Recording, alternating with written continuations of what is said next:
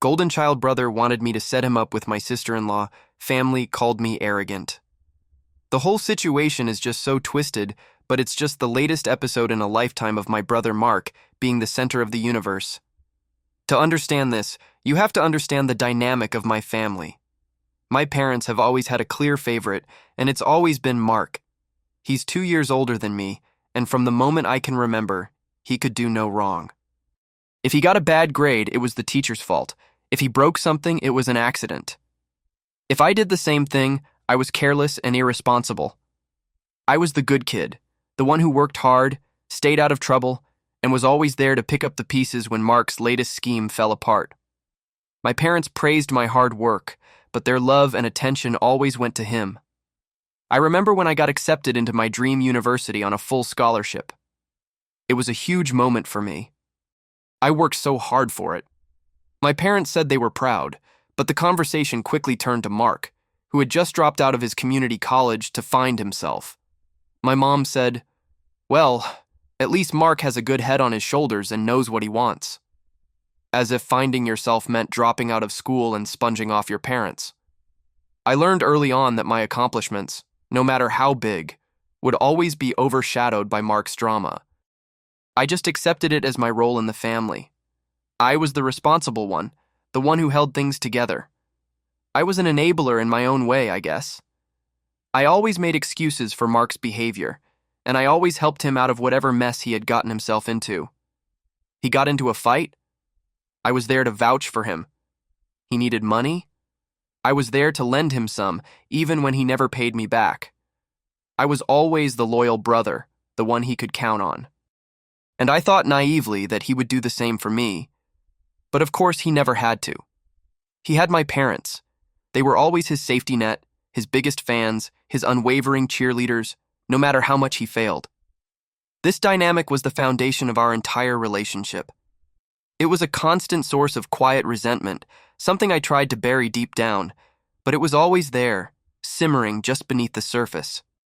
I never thought it would explode in such a spectacular and frankly ridiculous way. The final straw, the incident that finally broke me, all started with my sister-in-law, a wonderful woman named Sarah. The inciting incident was a simple family dinner. My wife, Jessica, and I were hosting, and we invited my brother Mark and my parents. It was a normal, quiet evening until Mark started talking about my wife's sister, Sarah. Sarah had recently moved to our city, and she was single. She's an incredible person, smart, funny, and incredibly kind. She's also a high-powered corporate lawyer, a fact Mark seemed very interested in. He kept asking me all these questions about her, questions that were a little too detailed for casual conversation. Is she seeing anyone? Does she like guys who are spontaneous? What's her favorite restaurant? I didn't think too much of it at the time, just thought he was being curious, but my wife, Jessica, gave me a look that said, "I don't like this." And she was right. After dinner, Mark pulled me aside. "Hey man, I need you to do me a favor," he said, a smug look on his face. "I need you to set me up with your sister-in-law." I was immediately taken aback. "What?" I said. "Why would you think that's a good idea?" He just laughed. "Come on, dude, we're brothers, you owe me." I was so stunned by his audacity that I couldn't even speak for a minute. "Mark, no," I said. "I can't do that." His face fell. "What do you mean, no? It's just a simple setup. You can tell her how cool I am, how much of a good guy I am. You can sell me to her." "I'm not going to sell you to my sister-in-law," I said, my voice rising with indignation. "She's a successful, intelligent woman." You're a mess, Mark. You're unemployed, you live with our parents, and you're still trying to find yourself. She deserves better." That's when the escalation began. His face turned a deep shade of red. "You're calling me a mess? I can't believe you're talking to me like this. I'm your brother." He stormed off, went to our parents, and, as I knew he would, twisted the story completely. He told them I refused to help him, that I called him a loser, and told him he wasn't good enough for anyone, let alone my sister-in-law. My parents, of course, took his side. It was a scene I had witnessed 1,000,000 times, but it still hurt. The betrayal was so deep, so predictable. They would always choose him. Always. The rising action or escalation happened over the next few days. My parents started blowing up my phone with text messages and voicemails. My mom, in her classic passive-aggressive style, left me a long voicemail. "I can't believe you would say those things to your brother," she said, her voice dripping with disappointment. "He was so hurt. All he wanted was a little help from his own family, and you just shot him down. You're so arrogant, thinking you're so much better than him just because you're successful. Family is supposed to help each other, not tear each other down." My dad's message was more direct. "Your brother is having a tough time," he said. "He needed a win, and you took that away from him. It's not too late to fix this. Apologize to him and set him up with Sarah." I was so angry I couldn't even respond. They were completely blind to the reality of the situation. They saw a successful son, me, who was supposedly not helping his struggling brother. They didn't see a manipulative, entitled man who was trying to use me to get to a woman who was way out of his league. They never saw the years of Mark's mooching, his laziness, his complete lack of responsibility. They only saw what they wanted to see: their golden child, a perpetual victim who needed to be protected from the harsh realities of the world and his own poor choices. My wife Jessica was my only ally. She was so angry at them. She read their text messages and said, "This is insane. They're trying to force you into being his personal pimp. You have every right to refuse." She was the only one who saw the situation for what it was. Sarah, my sister-in-law, was, thankfully, completely oblivious to all this. I didn't want to get her involved. I just wanted to handle it myself. But the pressure from my family was relentless. They started telling other relatives, twisting the story even further. My aunt called me, and her voice was filled with judgment. "I heard you're not helping your brother," she said. "He's family. You have to put family first." It was a classic example of them closing ranks, of them creating a unified front to shame me into submission. It wasn't about Mark and Sarah anymore. It was about me putting them in their place, about reminding me who was in control. And I was tired of being controlled. The climax was coming, and I was not going to back down. The climax and confrontation happened a few days later when my parents called an impromptu family meeting at their house. My wife Jessica and I walked in, and the tension was so thick you could cut it with a knife. Mark was there, looking all dejected and sad, as if I had just taken his lunch money. My parents were sitting on the couch, arms crossed, their faces a mix of disappointment and anger. "We need to talk," my dad said, his voice grave. "You have really hurt your brother, and you need to apologize." "What exactly did I do?" I asked, my voice calm but firm. "You called him a loser," my mom said. "You told him he wasn't good enough for a girl. You're being so arrogant." "I said that I couldn't set him up with Sarah," I said, "because he's unemployed and he lives at home, and I don't think he's ready to date someone like her. Those are facts, not insults." Mark immediately interrupted. "You called me a loser. You were so mean." I looked at him, and for the first time in my life, I didn't feel sorry for him. I felt disgusted. "You know what, Mark?" I said. "You're right. I'm not going to set you up with Sarah. And you know why? Because you're trying to use me to get to her. You're not even interested in who she is as a person. You're only interested in her because she's successful, and you think she can fix your life. You've been coasting for years, and it's time you grew up." My parents were stunned into silence. My dad finally spoke up. "That's enough. You're being so disrespectful.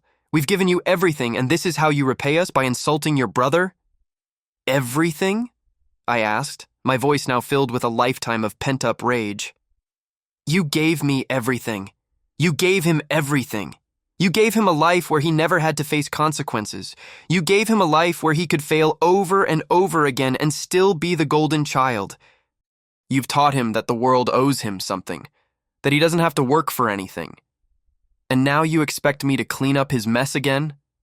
To give him my sister-in-law, a wonderful woman who deserves a man who has his life together, not a man-child who expects everything to be handed to him on a silver platter?" I looked at my parents, who were now just staring at me, their faces a mix of shock and horror. My mom started crying.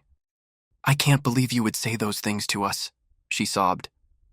My dad just looked at me, his eyes filled with a pain that I knew wasn't for me, but for the son he thought he knew. My wife, Jessica, was standing by my side, her hand on my back, a silent show of support. I knew I had finally broken the dam, and there was no going back. I told them that I was done. I was done with the family meetings, the guilt trips, and the constant need to make excuses for my brother. And with that, Jessica and I walked out the door. The fallout was immediate and predictable, but this time I didn't care. My parents started calling and texting again, but this time the tone was different. There was no more subtle guilt tripping, it was outright anger. My mom left me a voicemail saying, "I hope you're happy. You've torn this family apart. Mark is so upset, you are so cold."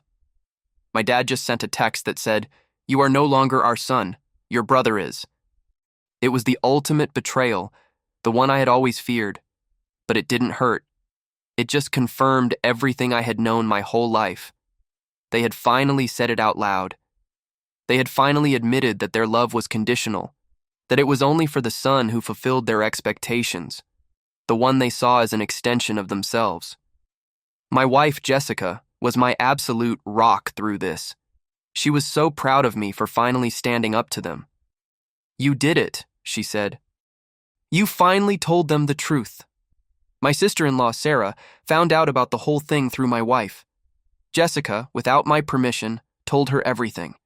She thought Sarah had a right to know what was happening, and she was right. Sarah called me, and I was so nervous, but she was so kind.